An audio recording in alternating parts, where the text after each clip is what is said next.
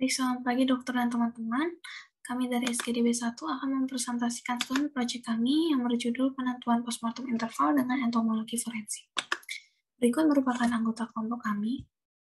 Baik, sebelumnya perkenalkan nama saya Izar Visa Prasetyo dengan NIM 3 digit terakhir 144.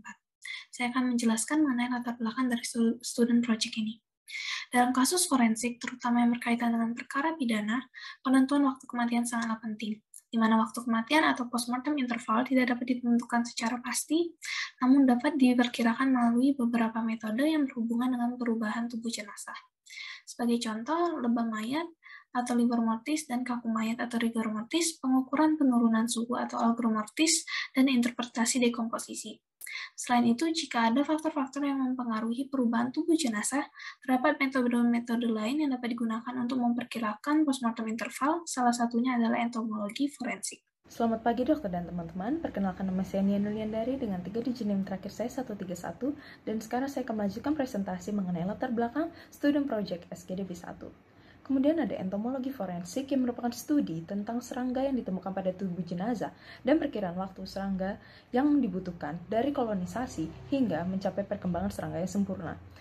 Waktu kolonisasi, waktu perkembangan, dan waktu serangga meninggalkan mayat berkaitan dengan proses dekomposisi mayat.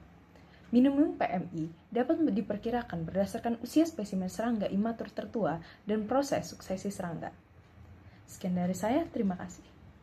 Untuk rumusan masalah, yang pertama adalah apa yang dimaksud dengan postmortem interval, yang kedua adalah apa yang dimaksud dengan entomologi forensik, yang ketiga adalah apa saja jenis serangga yang digunakan di entomologi forensik, lalu yang keempat adalah bagaimanakah aktivitas dan siklus hidup serangga, yang kelima adalah bagaimanakah analisis postmortem interval secara entomologis.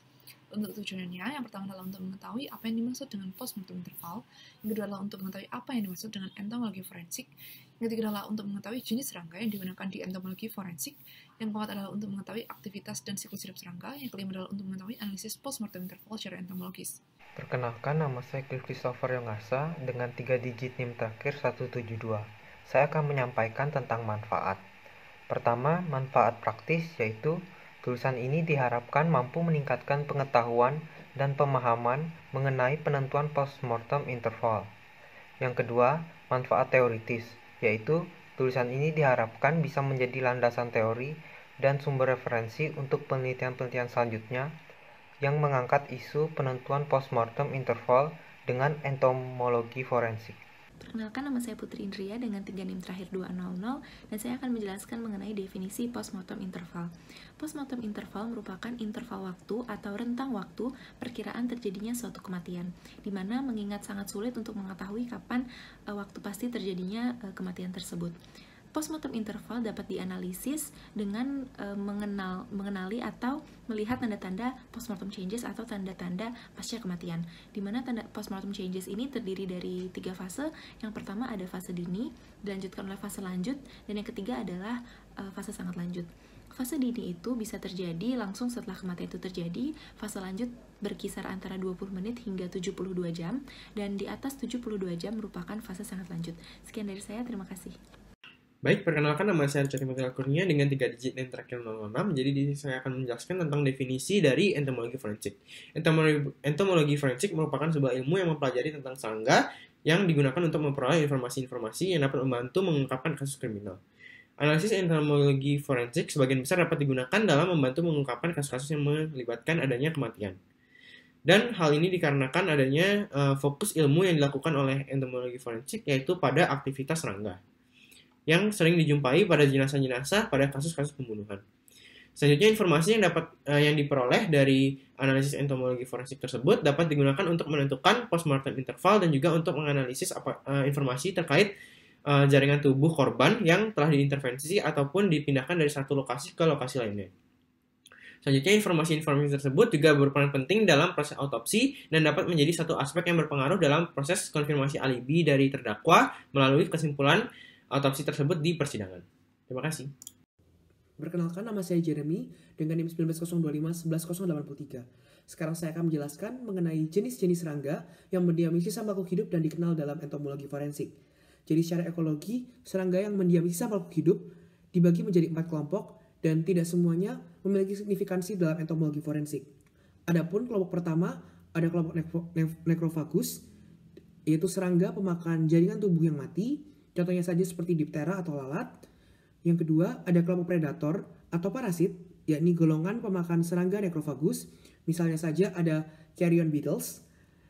Berikutnya ada kelompok omnivora, yakni hewan pemakan jaringan tubuh dan juga serangga necrophagus, contohnya ada tawon dan juga semut. Dan yang terakhir, ada serangga lain yang hidup menumpang secara adventif, seperti contohnya laba-laba, kelabang, dan juga springtails. Akan dilanjutkan oleh teman saya. Terima kasih atas kesempatan yang diberikan. Perkenalkan, saya Rafael Kurnia Pratama Toka dengan 3 digit yang terakhir 055. Saya akan melanjutkan penjelasan dari Jeremy terkait jenis serangga. Seperti yang sudah disebutkan tadi, terdapat 4 golongan serangga. Untuk yang berperan penting sendiri di dalam entomologi forensik itu adalah golongan necrophagus yang terdiri dari kelompok Diptera atau lalat. Sayang sekali sampai saat ini penelitian terkait penyebaran spesies lalat pada mayat yang berada di kota maupun desa itu masih sedikit. Namun penelitian terbaru kita bisa mengetahui persebaran lalat yang mendominasi pada mayat yang berada dalam ruangan maupun di luar ruangan. Untuk yang dalam ruangan sendiri kita bisa menemukan seperti Chrysoma baesiana dan juga Chrysoma megacephala. Sedangkan yang berada di luar ruangan itu ada Lucilia species dan juga Califora species. Mungkin seperti itu, terima kasih banyak. Lalat adalah serangga yang paling umum diasosiasikan dengan pembusukan. Lalat biasanya masuk ke tubuh manusia dengan tujuan bertelur. Setelah beberapa saat telur menetas dan larva lalat atau belatung muncul, serta memakan pada tubuh tersebut, ini kemudian akan mengakibatkan berubahnya bentuk luka atau bahkan hancurnya daerah sekitar luka dan tubuh akan membusuk. Ketika larva telah mencukupi kebutuhan untuk makanannya, maka belatung akan keluar dari tubuh mayat dan mencari tempat untuk membentuk pupa atau kepompong. Pada tahap berikutnya dari siklus hidupnya, muncullah generasi berikutnya yang berupa serangga dewasa atau imago yang muncul dari pupa tersebut dan siap memulai siklus selanjutnya. Perkenalkan, nama saya Arsmadania dengan nilai terakhir 195. Kali ini saya akan membahas tentang analisis postmortem interval secara entomologis. Pertumbuhan insekta pada mayat merupakan aplikasi penentuan postmortem interval paling umum terutama pada larva lalat. Di daerah yang beriklim dingin, berbagai spesies lalat menyimpan telur di daerah lembab seperti pada bagian bibir, kelopak mata, kantus pada kelopak mata, hidung, mulut, alat kelamin, anus, dan tepi pada luka yang dalam beberapa menit dari kematian. Larva lalat memiliki beberapa tahap kehidupan yang mulai dari telur sampai instar 3 dan memiliki ukuran dan lokasi yang berbeda-beda. Berikut ini bagian dari tahap kehidupan, waktu, gambaran, serta observasi dari telur lalat. Terima kasih. Perkenalkan, nama saya Iman Wigahayugan, NIM 109. Saya akan menjelaskan faktor yang berpengaruh pada postmortem interval entomologis. Faktor itu ada 2 jenis, yaitu faktor biotik atau abiotik. Faktor biotik adalah interaksi antar organisme, sedangkan faktor abiotik dapat diobservasi dari kondisi lingkungan sekitar. Untuk faktor biotik, contohnya itu adalah tahap dekomposisi mayat. Pada fase bloating, di mana gas dari katabolisme substrat organik yang dibuat oleh bakteri anorganik akan mulai memenuhi rongga organ dalam tubuh. Ini akan mempercepat pembusukan dan menciptakan gas amonia. Gas tersebut dapat menarik serangga di sekitarnya. Untuk dari faktor abiotik, contohnya itu adalah lokasi dari mayat. Apabila mayat berada di dalam gedung atau dikubur di dalam tanah, maka lalat akan membutuhkan waktu lebih lama untuk tiba dan bertelur. Ini akan mempengaruhi perhitungan waktu.